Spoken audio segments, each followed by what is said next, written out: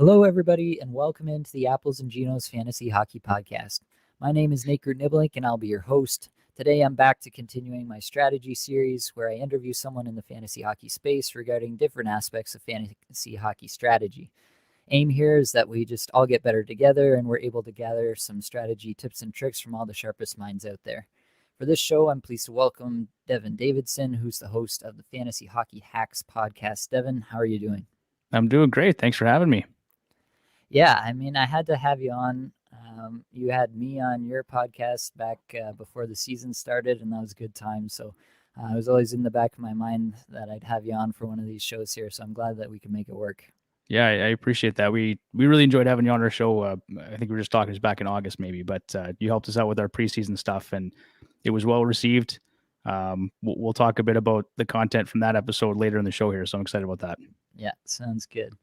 Well, why don't you help us get to know you a little bit? Tell us a little bit about yourself, your background, maybe include something that people might not know about you. Sure. I'm a prairie kid, born and raised. My grandparents and my uncle still farm, so I actually grew up, driving farm equipment and helping out there. And I moved here to Saskatchewan for university a few years back. So one thing that listeners probably wouldn't know about me is that I was a competitive junior curler for a lot of years. Okay. Nice. So I went to the Alberta Winter Games back in 2004, and I won a provincial title with my university team. I don't even know what year that was. It might have been 2007. But I was right into it. And so I've got friends and people that I know who they've competed at the Scotties and the Brier and stuff like that. So nice. Yeah. Yeah. Yeah. Like curling is always something I find myself watching every time the Olympics roll around. So yeah, it's fun. Cool. All right. Well, why don't you tell us who your favorite NHL team is, and maybe you can tell me why I should abandon the Leafs and just give up on all the years of heartache that they've been giving me and root for your team instead. To be honest, I don't know that I have a good sales pitch for you to become an Oilers fan. Realistically, looking at the results, you're in better shape than I am this year. But I don't know. I don't probably have a good sales pitch, but we have McDavid. I mean, that's one thing, and that's a pretty big plus. Beyond that, it's been a lot of heartache. Yeah, that's fair. It's been that way for a lot of Canadian teams for quite some time. There's the Montreal run, but yep. Other than that, it's been a bit sparse up here in Canada. Yeah, it has.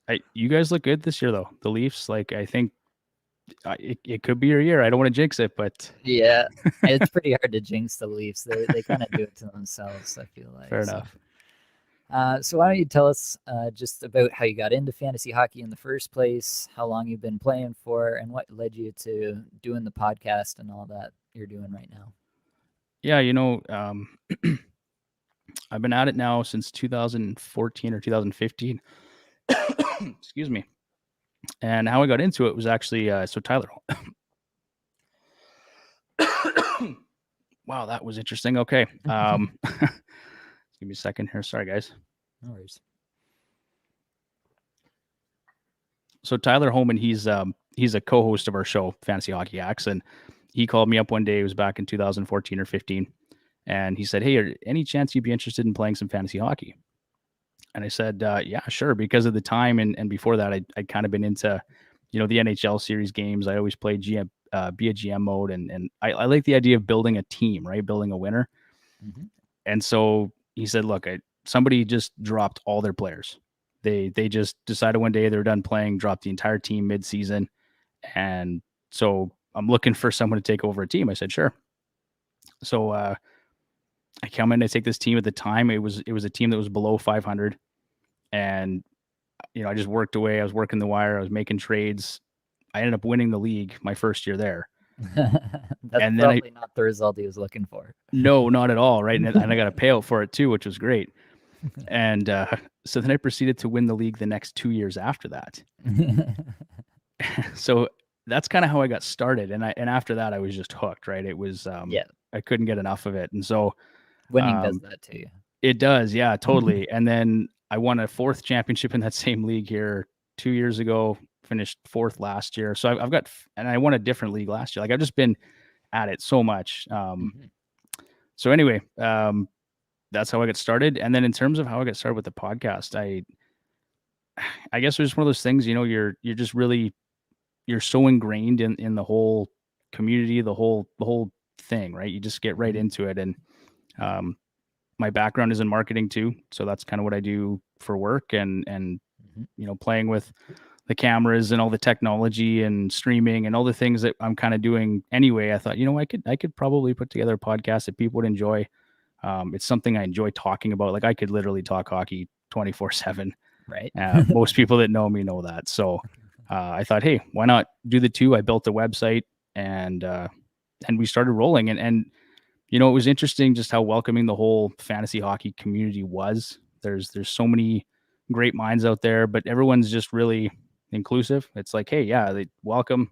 Let's talk hockey, and here's what we know, and here's what we can tell you. And so people like yourself and Ian Gooding from Dauber Hockey, we had him on the podcast, and Mhm. we had Andy Sutton come on.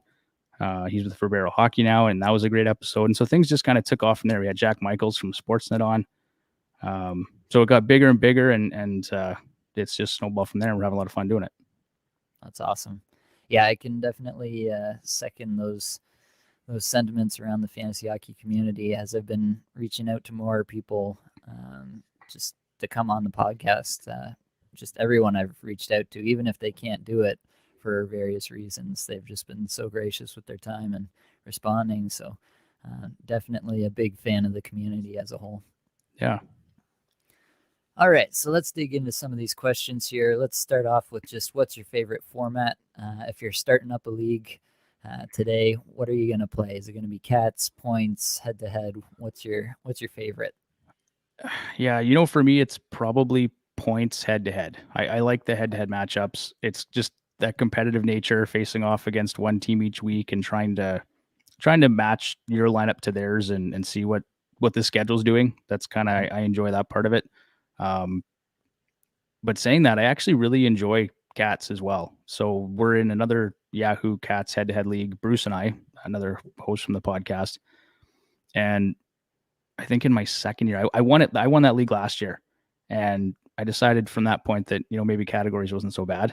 Um, but it's one of those things. It's just a different challenge, right? Like head to head points, you don't give a lot of thought to every category, right? Like Right. obviously you analyze your league and you understand which categories count, but you're not trying to win a specific category each week. And so the waiver wire picks you make, or they vary based on that, right? And your For whole sure. mindset changes. And yeah, so I mean it's good to do both, but I'd say if I had to pick one, it'd be head to head total Nice. points. Yeah, I started playing cats way back when I started, which is, oh man, I'm probably gonna date myself here, but it's probably 12 years ago now, something like that. So it's been a bit. Um, but yeah, I started with cats. So for me personally, that was just kind of a default setting for me. But I do definitely have an appreciation for points. I play in both. I'm not too discerning. I'll play in anything you got going. So For sure. at this point, I don't know if I could say that I have a favorite one way or the other. I appreciate both and the different challenges they bring strategy wise. So the big topic, obviously, this season has been COVID. Um, Shut us down for a good chunk over the Christmas break. We've had lots of players come and go, basically in and out of lineups. We've got Alex Ovechkin missing the All-Star game due to COVID. There's obviously going to be more to come still. So, what can we do with all these postponements, the rescheduled games? Hopefully now maybe we're at a point where that's the last of it and we're not going to have any more postponements. Cross our fingers, knock on wood, and all that. But what is there anything that we can actually do proactively as fantasy hockey managers to maybe even take advantage of some changes to the game with all this COVID stuff going on? Yeah, it's tough. It's been a really interesting season given the COVID environment. I guess the first thing is like you got to be patient. I think that's first and foremost, because and realize that everyone's kind of dealing with the same situation, right? Like Right. some teams are affected more than others. We For know sure. that the schedule's affected, say, the Islanders more than some people. Yep. Um, But yeah, I mean, everyone's dealing with it. You just kind of got to be patient. What we did in one of our leagues actually was just added a couple IR spots because it seemed like every day you'd lose 4 or 5 or 6 guys, and that became frustrating for everybody. So, we just added a couple slots, and that helped relieve the pain a little bit. Mm-hmm. And then I guess, I'm hopeful at this point because now they're going to stop testing asymptomatic players post All-Star game. Realistically, hopefully we're nearing the end of that situation. Things can still happen. There's still quite a bit of time left in the season, and you just never know with COVID. But that's my hope, is that we can hopefully not have to deal with it too much more in the next couple months here. So, but I would just preach patience. I'm not sure how much. Like, I'd actually be curious to know your thoughts on that. Like, what's your approach been? Yeah, the only thing I've been telling people is just to watch what happened with teams like the Islanders, especially, who have a lot of games to make up now. So they'll just, by nature of that, have more games to play in the back part of the season here and of your fantasy season. So your Matthew Barzal or even the goalies there, Varlamov or Sorokin, you'll be able to get a few more starts out of them as well. Ottawa's another one that has a lot of games to be played yet. 5 next week. 5 next week, yeah. Pick up all your Ottawa streamers if you can stomach it. But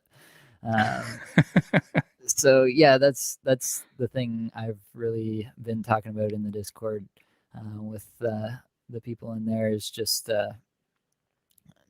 take a look at the schedule, how it's changed, how some teams that you might have been kind of fed up with players from those teams because they weren't playing, and so you weren't seeing the rewards, especially if you're in points, right? They're just not scoring points. They're not playing games. Yeah, exactly. But now they've got a lot of games to make up.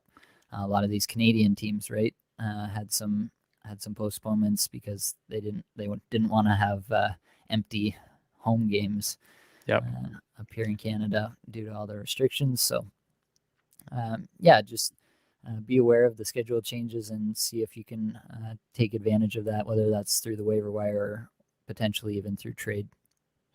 Well, and I was going to say, just to your point about the waiver wire, it seems like because there was so many cases and so many guys sitting there on IR or out, or however they designated it, it presented a real opportunity if you were smart about it, because people were getting impatient, and if their roster was filling up with a bunch of guys that were out with COVID, and now they're dropping maybe players that they had stashed, right, to make room on their IR.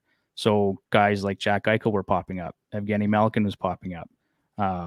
Evander Kane popped up.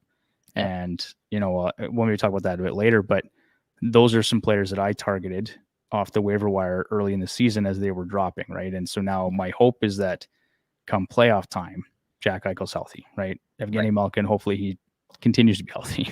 Yeah. So yeah, that's one thing. It's presented an opportunity too. Yep. Yeah. Usually anytime something unexpected happens to your season, then the worst thing you can do is to not react, probably. Definitely be patient, like you're saying, but also really do take a look at it and see what's changing and how that you can maybe leverage that to your advantage. Totally. So let's jump into some draft talk. Let's just start with, what's the best draft pick you might have made this year, and tell us a little bit about it. I had a couple of guys here, and I'm not really sure which one to go with. I guess if you're going based on ADP and production to date, it might have to be Dylan Larkin for me. Okay. I think I was able to get him in the 14th or the 15th round this year in 2 different drafts. And he's at 43 points, 23 goals on the season, I think, in 41 games. Per game. Yeah. So he's been fantastic, a real bounce back candidate this year. Igor Shesterkin fell to me in the 8th round in one draft. I think a lot of guys were practicing one of your strategies. So, and I was trying to do the ZeroG, but I got to that point. I said I was staring at Igor Shesterkin in the 8th round, and I kind of had to do it. So, and then Jonathan Huberdeau has been incredible. It's an MVP type season for him, for sure. I'm trying to think where I got him. I think I got him at 17. I took him and Barkov close together. I think I was at the turn in the 1st and 2nd round. So sure. I just went with that Florida stack. And then the last guy would be Ovechkin, just based on his production to date. He's been far better than we expected. Yeah. Yeah, Ovechkin kind of, I feel like this was the first season where he really started to fade towards the back of the first round Yeah, in a lot of leagues. And he's just absolutely blown that up this year. He's been tremendous, right back to fantastic. 25-year-old Ovechkin. It's just unbelievable. It's a lot of fun to watch. Definitely. Yeah, I'm here for it. I hope he breaks the record for goals. Yeah, Takes that me from too. Gretzky. That'd be awesome. Yeah. All right. Well, now that we've got the good stuff out of the way, what's maybe the worst draft pick that you made this year? uh, it's probably going to be it's got to be Anton Khudobin. I took him with the last pick of the draft, just thinking he had some fuel left in the tank. I know the goaltending situation was unclear heading into the draft. My theory was that it was going to be Khudobin and Holtby, just based on the fact you could send Ottinger down, Yep. and he'd been good, the year or two prior to that. So didn't really work. But at the end of the day, I don't mind. Like, you take gambles on the last few picks of your draft, right? Sure. If it's going to work, great. If not, well, I'll check the wire. Yep, absolutely. All right, so I like asking this kind of set of questions. For the first one, I like asking, if someone's brand new to fantasy hockey, they're playing in their first fantasy hockey league this year, what's the number one thing that they should really focus on getting a handle on so that they can, enjoy the game that we all love and, just get acclimated to fantasy hockey as a pastime?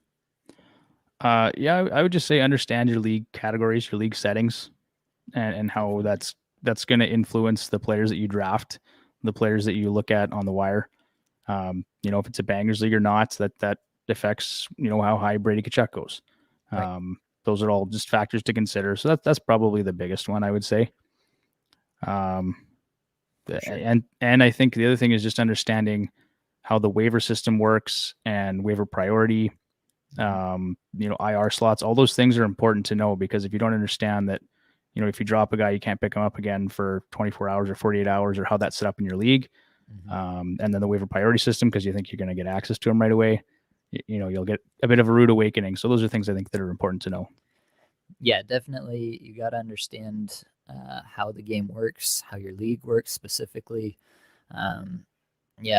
Your league may vary from other leagues that you're hearing people talk about, or you're seeing on podcasts or anywhere else that you're looking at fantasy hockey stuff. So definitely take a long, hard look at your league's categories, your league settings, what you're getting points for if it's a points league.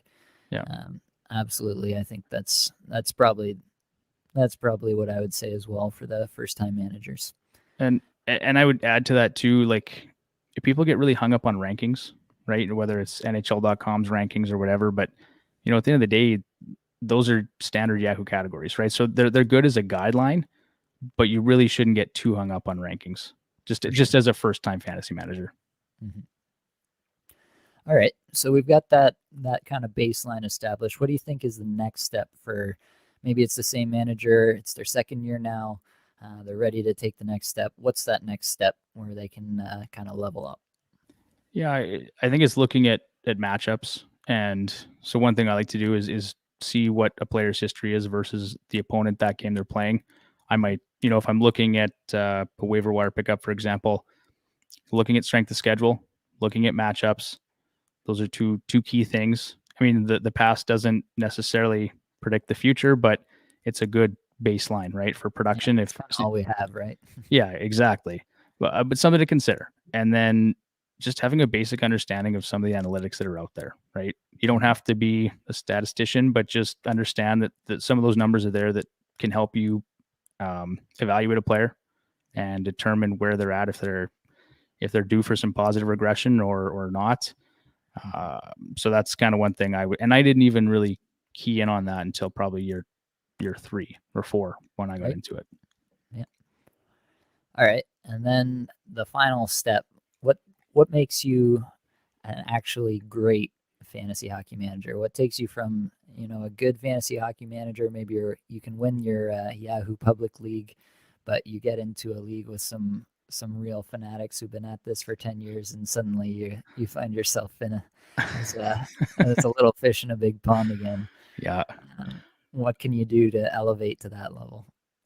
I mean, I think you get better at things by practicing, right? So, you can get involved in more leagues if you choose to. But I think you really just have to immerse yourself in the space. There's a lot of great content out there. People like yourself are creating podcasts and video content. Evolving Hockey, JFresh. We've got Natural Stat Trick. We've like Left Wing Lock, Dauber Hockey. All these guys are putting out great content. Even the NHL.com has a lot of really good stuff. So just be involved in this space and just soak up everything as much as you can. Be aware of player trends. Stay current on the news. Watch hockey. It's important to actually watch some games and not just your favorite team, because quite often you'll pick up things watching a team that you never watch. And, and you'll see it before it becomes a trend a week later. And at that point, it's too late to get ahead of the trend, right? Yep. So yeah, I would just immerse yourself in the space as much as you can, and then maybe dig into the analytics more, because I think that is a great tool for evaluating players.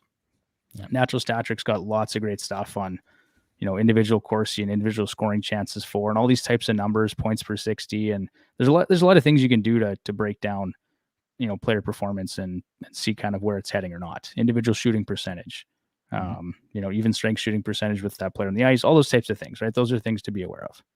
For sure. Yeah. I mean, for myself, obviously, analytics is kind of my bent.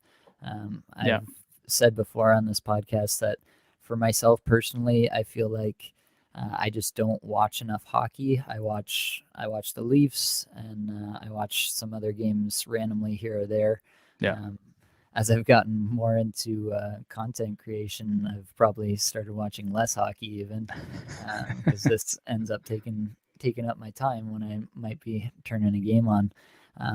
But kind of what that means for me is I kind of distrust my eyes a little bit. As it regards the Leafs, maybe I feel like I have a good handle on what's going on with that situation, and I can watch the players from game to game and kind of see how they're trending visually. But for the rest of the league, I kind of feel like if I see, like, maybe they played the Leafs, or it happens to be one of those games that I do catch, if I kind of make a huge pronouncement on that player for the rest of the season based on one game, there's just so many factors that go into any one game. It's really hard to say that that one game is really indicative of their entire performance for the rest of the season. So that's where I feel like the analytics come in, and I want to see kind of their season numbers, their last 5 games, their last 10 games. I want to see how that's all trending, and kind of make my decisions based a little bit more on the numbers for guys that I'm not able to see consistently. Yeah, I would agree with that. You can't catch every game, right? And recency bias creeps in. You can't just watch one game and decide, like you said, that's what this player is and that's how he's going to perform. And lineups change so often. Like you said, a lot goes into a game. There, like, luck is a factor in hockey. So I would agree. I look at the numbers as well. It's whether it's 7 days, 15 days, 30 days, how are players performing now, and then how they performed over the past 3 years. I think that's one thing that's key, is like, look at their averages over the past 3 years. How have they performed? And that was part of the reasoning for doing so much of that in our preseason stuff that we did. Like, I think it's important. It just gives you a solid number, a baseline for where that player's at. Yep. Now, absolutely. Saying that, we've got guys like Nazem Kadri who doesn't matter. There will always be outliers. That's for exactly. Sure. I liked what you said too about kind of immersing yourself in the space. One thing that I do, and I do not recommend this for everyone, but I have notifications on Twitter for Elliot Friedman, a bunch of the big names, and also for RotoWire. For basically all the news. It's a lot of notifications a day, so that's why I don't necessarily recommend it. But like, if you want to get to that great level, I feel like you really want to be on top of all that news as fast as it comes out, especially if you're in a league that has same day ads, and you find out that your player X is out, so player Y is going to step into power play 1, and he's got a great schedule, and they're playing against Montreal that night, and you think they're going to score a bunch of goals. Like, that's information you want to know, and you want to know it first. So just stuff like that. There's always an nth degree you can take things to if you're willing to and have the Oh yeah. time and the drive to do so. Um, so let's dig in now, I guess, into some draft talk. So just generally speaking, how do you approach the draft? Is there like a step-by-step process that you've laid out for yourself, or is it, completely different based on the league every single time?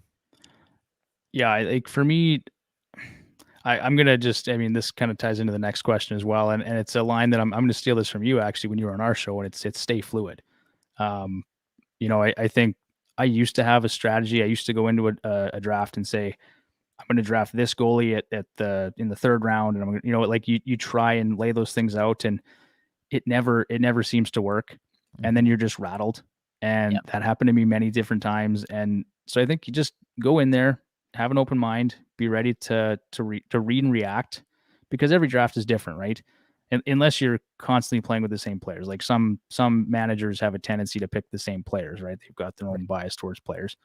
But no, just every draft is different. Let it come to you, right? So don't be shocked when Vasilevsky goes at number 8 and you were the 9th pick or something, right? And Yeah.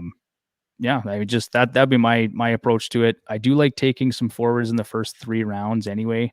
I think that's important to establish some of those elite level forwards. Vasilevsky in the first round is kind of the one exception. Maybe Cale Makar as a defenseman. And then trying to fill out some D spots, I would say, in rounds like 6 through 8 or 6 through 9. And then trying to fade goaltenders a bit if you can. And that seemed to have worked for me fairly well this year.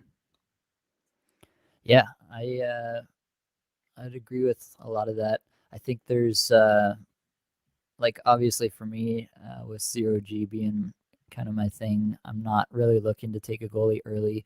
I'd rather, get those 2 top forwards right away.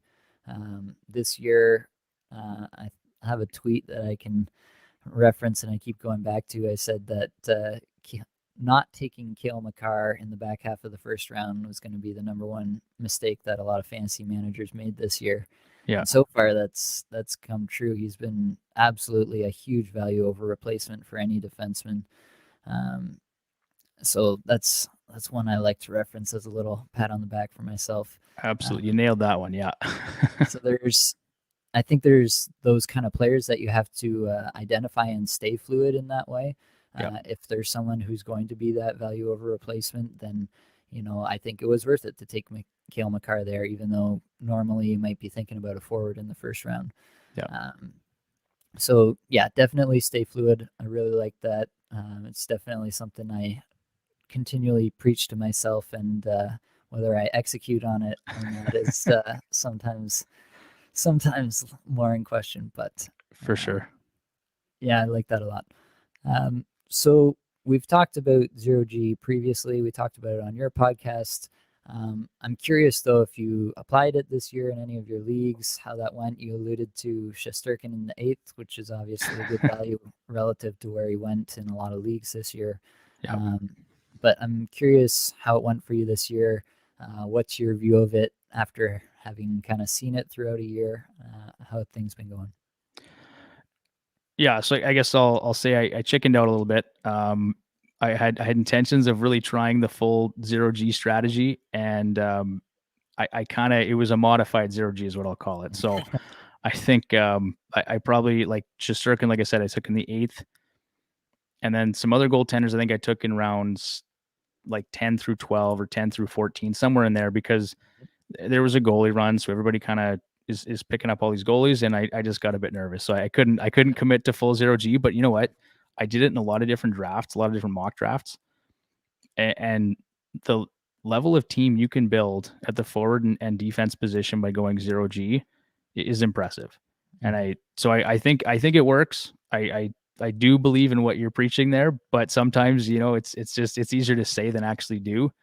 And there's a couple of guys who I really liked, like Thatcher Demko was one, and he was in that round 10 through 12 spot. And I knew if I didn't grab him there, I wasn't going to have an opportunity to draft him. And he was kind of a priority for me, even given the parameters of ZeroG and just what you've proven there. But yeah, I do like the ZeroG draft strategy. And actually, Bruce, our other one of our other hosts on the show, he was a big fan.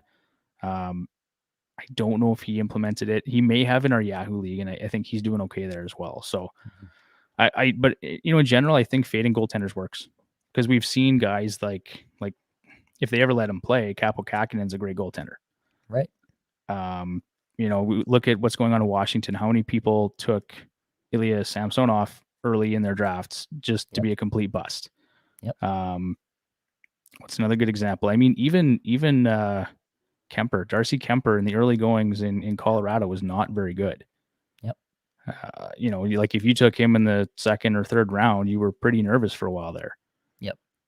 I mean, there's lots of examples where guys just overcommitted on goaltenders early, and it didn't work out. So, yeah, I think for myself, obviously having employed it in a lot of places, what I definitely preach is stay fluid with it. It's not an ultimatum that like you have to wait till your last 2 picks of the draft to take any goalies or anything like that. It's more about understanding kind of tiers and stuff. I built in tiers, and I wrote an article about that with my goalie tiers in it. Understanding if you're in a points league and you get a lot of points for volume, then it's worth it to grab maybe one of the lower end starters, because kind of the point is to not spend more than the rest of your league on your goalie position in terms of draft capital. But like I got Frederick Anderson in the 12th in some leagues. There's always going to be goalies that fall back there. Cam Talbot came to me in a lot of places, and I was plenty okay to have him as what I figured to be a volume starter, and he was up until he got injured. I've ridden James Reimer, Jonathan Quick, flipped over to Cal Peterson once Peterson took over the job here.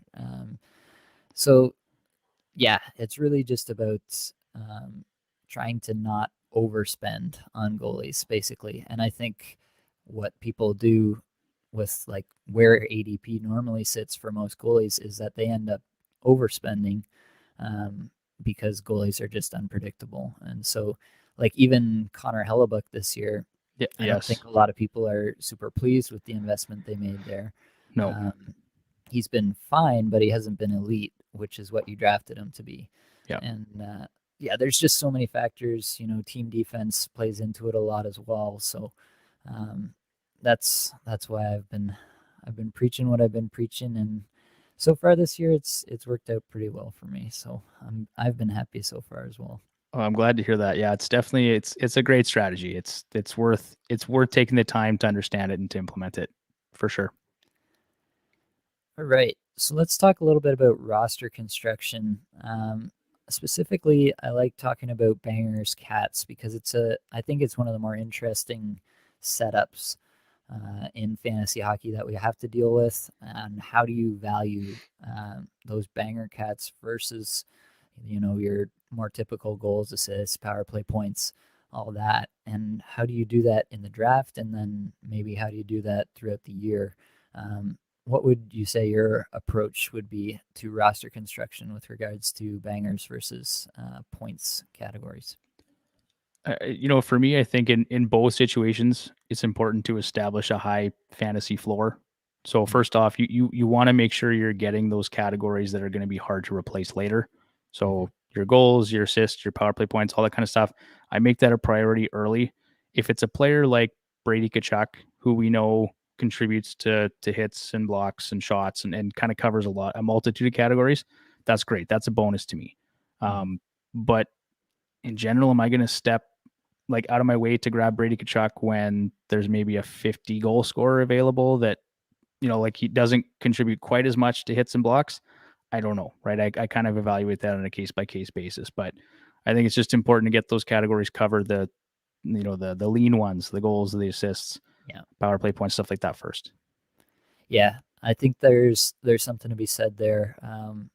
One thing I've been kind of experimenting with a lot more this year, and it was partially just because of how things fell in one of my leagues with the defenseman I had not working out.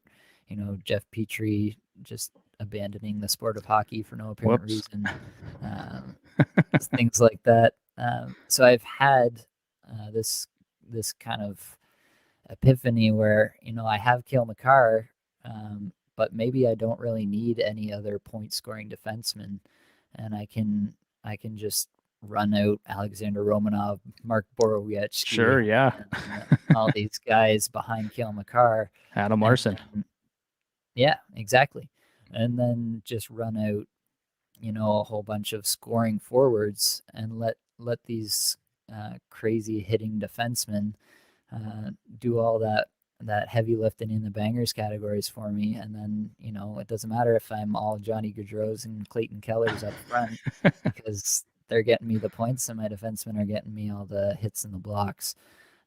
So I think there's something to be said to that. I want to figure out a way to do an actual study on it and see what I could do in terms of roster construction that way. I'd be interested to see that for sure. Like, I think that's an interesting topic, and I like the idea that you would build, because defensemen obviously are just lower scoring, and so if you can cover off those other categories as your defenseman, I think that's a great strategy. Mm-hmm. Yeah, it's something I'm interested in. I don't know if like in that league I have Cale Makar and then not much else, but maybe that's the right way to do it. Maybe you still want that one or two point scoring defenseman because you can't really take the full hit and having four slots assigned to guys who only hit and block. But maybe there's an optimal kind of balance to be found there, and then those guys become your streamers as well. Especially if you develop a really strong forward core that you don't really want to get away from. You can run your forwards out week after week and stream in. There's plenty of guys on the waiver wire who are hitting and blocking all the time. You pick up whoever's going to have 4 games that week, and they're going to get you those hits and blocks that you need. So I think it's an interesting thought experiment, at least at this point, and I definitely like to study it a bit more. Well, I'd like to read it if you ever get it out there. So, all right, so let's talk about waiver wires a little bit. You alluded to it before in your first league, kind of running the waiver wire and riding that to a championship, your first go at it. So how do you approach the waiver wire just on a week-to-week basis? If in a standard Yahoo league, you got your 4 ads or whatever. How would you go about using those 4 ads in a week? What's your start of the week process? Yeah, I mean, obviously it's all about maximizing games played for the week. And so, like, my process is going out and just analyzing the players that are available, who's been performing the best as of the last week or 2 or month, looking at their schedule for the week. And then, I'm that guy that as soon as the first game starts on Sundays and I can pick up a guy, I'm doing that. Or if it's whenever it clears to the way, I'm out there. And every year I'm probably the guy with the most transactions from the league. So I maximize as many waiver wire transactions as I can. That's my approach. And kind of usually when I'm drafting, I'm okay having a streamer spot available, and I'll run with that. I think it's good to be active. I try not to get too committed to players, but and talking about COVID, right? Just in the COVID environment, it's been important that you can't always grab those 1 or 2 guys on Sundays and then hope they're good for the week, right? So that's kind of thrown a wrench into things. Yeah. But in general, yeah, I mean, I'll try and plan for the week, and then if something comes up, it comes up. But I'm maximizing transactions every week. Yeah. Yeah, one thing I've been doing a little bit more with the COVID uncertainty is kind of prioritizing those Monday, Tuesday guys, or Monday, Wednesday guys, as the case may be. Try to get those couple games in early, and then flip that guy into a Thursday, Friday, Sunday, or something like that. Yeah. For the rest of the week, and that seems to be a good way to do it in this time of uncertainty where you're absolutely just waiting for your streamers to drop to COVID. Yeah. All right. Now, does that strategy, vary at any point in the season? Does it vary based on what you're trying to accomplish? Like, early in the season, just trying to build the best roster to carry you through the season. Maybe later in the season, you're scrapping for every win, trying to make the playoffs or trying to get a bye or whatever. Yeah. Does your approach vary at any point in the season, or is it kind of the same every single week? Yeah, I mean, I think it'll vary depending on what my team is doing to a degree. Like if I've snagged a guy off the wire and he's producing, sometimes you're hesitant to let him go, right? Because you don't know if he's going to be that, this year's Nazem Kadri or if he's going to be this year's Chris Kreider. And so if I'm doing okay, if I'm winning my matchup, I might pull back on those transactions a little bit, right? I might just hold on to a guy and try to be patient for a few games. And if it continues, great. Mason Marchment, right? Like look at what that guy's done in the past 2 weeks. Sort of if you held on to him for 4 or 5 games, you're pretty happy recently. Yeah.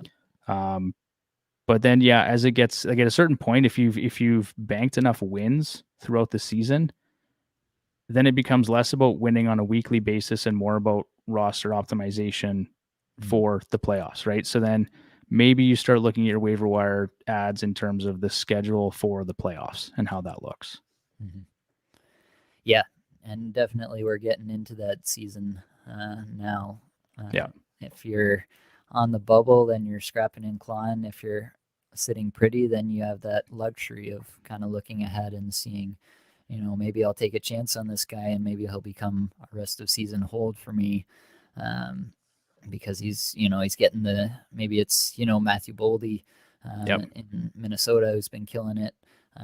Maybe you were more interested in him, just pick him up when he got called up and just see if he becomes what he's becoming right now. You have that kind of luxury, I think, if your team's doing well and you're looking ahead more than just scrapping each and every week. Agreed. And so we kind of touched on this a little bit, but does it vary if you're, down in the dumps? Does your waiver wire strategy change? It could be early in the season, like if you have an 0-4 start or something. Are you trying to, hold steady, stave off the nerves, or would you actually start to change your strategy at all if you had that kind of slow start? Yeah, I mean, I don't know. Maybe a little bit, but I mean, if I'm starting off 0-4, something's not working, and I got to make some changes, right? So, I'm probably looking for the next diamond in the rough on the waiver wire somewhere. Maybe I'm trying to make a trade. If you can do a 2-for-1 and open up a spot in your roster, and then grab a guy who's on long-term injured reserve and stash him, like there's some things you can try and do there. I don't know. But I'd probably go back to my point about like roster optimization. That's probably when it changes for me the most. If you're playing poorly, if you're off to an 0-4 start or an 0-5 start, it could be more about roster construction during the draft, right? Like or it could be injuries. It could be some things out of your control. So, I mean, it just depends on what your team is doing. If you have lots of injuries, this happens to Bruce every year. He has the worst luck. So it seems like he goes through a stretch of a month or more where his team just collapses, and then he shows up again in the playoffs and finishes in the top 3 somewhere. So, yeah, it's hard to say, right, without knowing specifics, but right. Yeah, and definitely there would be some nuance. If you have those injuries, then maybe you're not quite as worried as if, just the guys you thought were going to be stars for your team are just not producing. And I guess in a case like that, like I would turn to the numbers, right? Like I'd say, hey, Nate, like help me out. Let's break down the numbers here and what are these guys doing? What's going on? And so if you kind of evaluate your roster that way, and if it's really just a result of maybe some poor puck luck, then I'm going to be more patient. But so again, just maybe with more specifics, I would probably approach it differently. Right. All right. So let's talk about maybe your best or your worst, or maybe both of the waivers this year. Let's do some Hall of Fame type stuff. Oh boy. What were those moves that you made, and what kind of led you to that decision, and what can we learn from it? Okay, well, I'll start with the worst here, and I'll just become a cautionary tale for your listeners. I think somebody, Nazem Kadri, was open on the wire. He was sitting there. I hadn't drafted him. I picked him up. And actually in the offseason, I said I wasn't going to grab that guy because I was so frustrated with him after last season. And so I said, okay, you know what? I'm going to grab him. I'm going to pick him up. He really didn't do anything for a game or two. And Victor Arvidsson at that point was looking pretty good. He's a volume shooter. Yep. I liked his lineup placement and stuff, and I thought, okay, he could be in line for a good year. And to be fair, Nazem Kadri, I think his career high before this season was like 61 points, and his hits have fallen off the map. Really, like there was all sorts of things. I was just like, I'm not going to bother this guy again. So yeah, probably a world class fail there. I dropped Kadri, picked up Arvidsson, and now to date I have neither guy on my roster. But so that would be the worst waiver wire pickup I made this year. And then, sorry, go ahead. Yeah, just thinking a little bit about that, because I think it is kind of a study in. I think I would make a lot of similar moves to this throughout the season because I am looking at the numbers, and Arvidsson was shooting a lot, and Kadri has all season had really what we would call unsustainably high percentages, shooting percentage, on ice shooting percentage, all the rest of it. And you've just kind of been waiting for the other shoe to drop all season long, and it just hasn't. So I think that's a really interesting one. And maybe there's something to be said just for the deployment that Kadri is getting. That power play 1 in Colorado, it seemed like he was kind of solidifying a spot in there, at least while he was going to be hot. So maybe that's something looking back that maybe you could hang your hat on. Maybe you just want to go with the elite team in that situation between two, what you would consider, kind of bubble guys between Arvidsson and Kadri early in the season.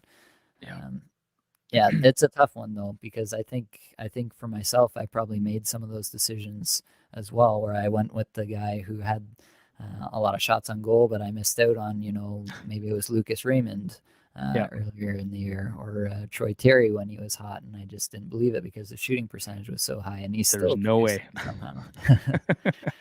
So yeah, it's an interesting thought anyway. Well, and Kadri too, just I think going back to last season, like again, the past doesn't predict the future, but you look back at his power play production last season, we had nine points in the power play, and he was on pace for 47 points. So like I kind of just looked at that, knowing that he was a streaky guy, and I just said, yeah, okay, well, yeah, he's been okay, but I'm not going to hang my hat on this, right? It's just anyway. So cautionary tale. There you go. Yeah. All right. And what was the best waiver addition that you made? I guess, yeah, it'll remain to be seen here for a little bit, but it would either be Moritz Seider, who's been fantastic for the Red Wings this year, or Evander Kane. And I actually picked up Evander Kane in 3 separate leagues. Again, this is a player that I was like kiboshing. I had written him off. I said, I'm not grabbing this guy. And, when they suspended him, and then when the Sharks canceled his contract, I thought, okay, I'm just going to grab him and see, because you never know. Right. If he gets suspended for 40 more games, fine, I'll drop him, and that's that. But I picked him up, and as luck would have it, he ended up playing for the Edmonton Oilers, which is a team I cheer for, and and now he's playing with Connor McDavid. He's got 3 points through 3 games, so we'll see how that production continues. He had 7 hits last night too, so he's looked good early. He does it all. Yeah. So I mean, hard to pass on that kind of talent. I mean, regardless of how you feel about the player as an individual, but in terms of fantasy, I think he looks like he could be someone worth rostering for the rest of the season, right? Absolutely. Yeah, that's kind of that risk reward kind of scenario you have to run with yourself. And maybe that's a situation where if you're in a higher up spot in the league and you feel pretty comfortable heading towards the playoffs, then you kind of have that luxury to be like, you know what, if Evander Kane does sign somewhere and gets top line deployment, he could really be a league winner. So you're able to take that shot because you're feeling good about where your team's at, and you don't need to scrap and claw for that matchup win that week.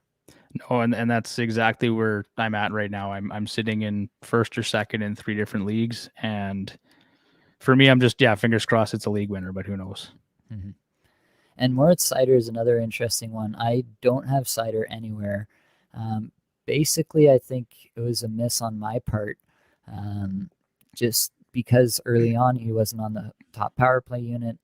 He was getting decent minutes, but his numbers looked unsustainable, just based on the fact that he wasn't getting like top deployment in terms of power play and top pairing deployment early in the season. And so everybody was going nuts and picking him up because he had like I forget what it was, 9 points in 9 games or something to start the season. Yeah. And I was kind of like, I don't know if this guy's going to be it or not. He's still not on the top power play through however many games that was. But then obviously he gained that spot and he hasn't looked back. He's been tremendous all season long. So I think that's probably a bit of a lesson learned for me, just to maybe bet on the upside of some of these players who everyone knew Moritz Seider. He had dominated overseas. He came over and we expected him to be a good player, maybe not this fast. But when we saw him and we saw him produce early, maybe I should have kind of believed it a little bit more and been patient for him to take the next step to eventually take over the power play one, which I probably should have seen coming. I think that's a good point. Like, you should err on the side of believing that the player will just, I mean, the numbers might tell you different, but we see it lots where you don't think that's sustainable. Troy Terry's a good example you brought up earlier, right? Like, there's no way with his shooting percentage is going to be sustainable. And I mean, he has fallen off a bit, right? But he's still been a very good player for the Anaheim Ducks this year. Yeah. And, if you kind of err on the side of this will continue, you can always drop him later. But if you don't pick him up, or if you drop him too early, which I'm guilty of doing myself many times, you regret it later. So. Mm-hmm. All right. Well, I think that's all the topics we're going to get to today. Devon, why don't you go ahead, just tell the people where they can follow Fantasy Hockey Hacks and yourself and just catch up with you. Yeah, we're on Twitter at FH Hacks. Check out the website, Fantasy Hockey Hacks. And for myself, at Devon Davidson on Twitter if you want to get in touch with me personally. And we're on Instagram as well if you ever want to check us out there. Perfect. Yeah, I'll make sure I link the Fantasy Hockey Hacks Twitter and the website and everything in the show description here. Devon, this was really great stuff. Thanks so much for joining me on the show and dropping some knowledge for the listeners. Yeah, absolutely. Thanks for having me. I appreciate it. All right, folks, that's all I've got for this episode. Hopefully it brought you some value, helped you get a little bit better at fantasy hockey today. I would be pumped if you could take a minute, throw a quick review and rating on the podcast. It would mean a lot to me and would help to get this podcast into a few more ear holes. Make sure you find your way into the Apples and Genos Discord community. In my humble opinion, it is the best way to get instant fantasy advice from knowledgeable people, including myself, and as well just meet people with a common interest. And that's it, folks. Much love.